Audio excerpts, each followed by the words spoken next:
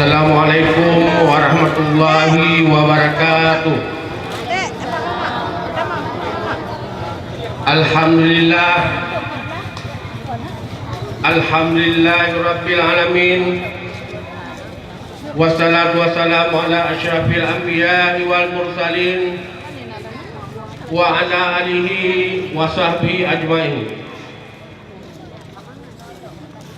Pertama-tama dan yang paling utama, kita selalu memanjatkan puji beserta syukur kehadiran Allah Subhanahu wa taala, yang mana pada malam yang sangat mulianya, dengan dirinya lah kitanya manteng diri, sehat badan, sehat pikiran, sehat kaki, sehingga katrung langkah pada tempat yang sangat mulianya, yaitu di halaman desa Masjid Runtuh. Selanjutnya penghormatan runtuhan kepada Tunku Ilmu Munasah. Selanjutnya penghormatan kamu kepada Tunku Umar selaku penceramah kita pada malam yang berbahagia. Selanjutnya penghormatan kamu kepada Tunku Bani Al-Amin. Selanjutnya penghormatan kamu kepada Tuhapet, Tuhalapan, dan kepada seluruh aparat kampung Mejuruntuh.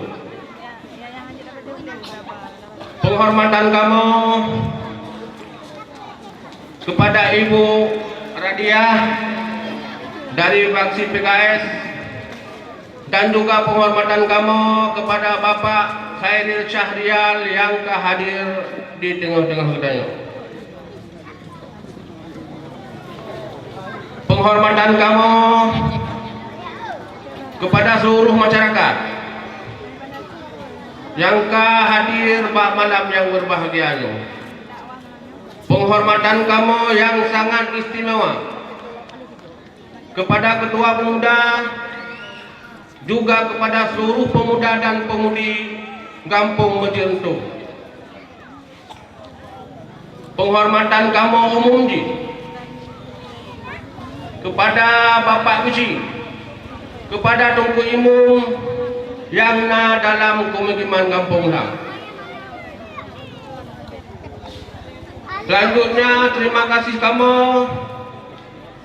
kepada panitia, kepada seluruh pemuda dan pemudi yang kamu susah payah mulai dari pembukaan MTQ sampai selesai, bunuh uro sampai pada malam yang berbahagianya.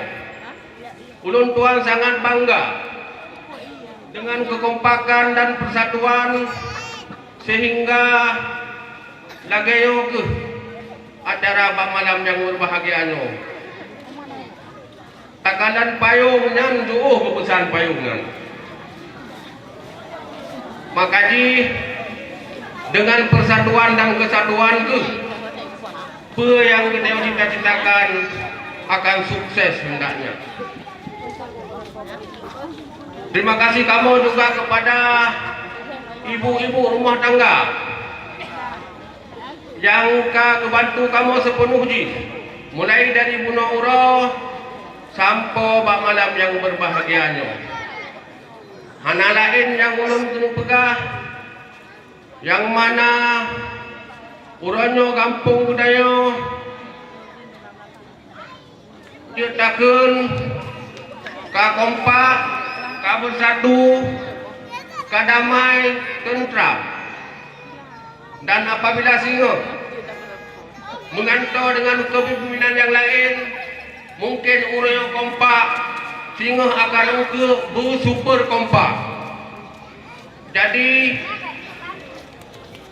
harapan daripada panitia Malamnya hendak mengundang tim keamanan khusus yang mana keamanan dan ketertiban sama-sama kita jaga supaya aman, tentram,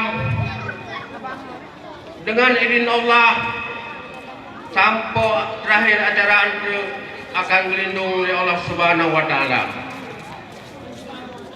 Hanya nyoke yang dapat ulun sampaikan. Mohon maaf atas segala kekurangan. Billahi taufik wal hidayah. Assalamualaikum warahmatullahi wabarakatuh.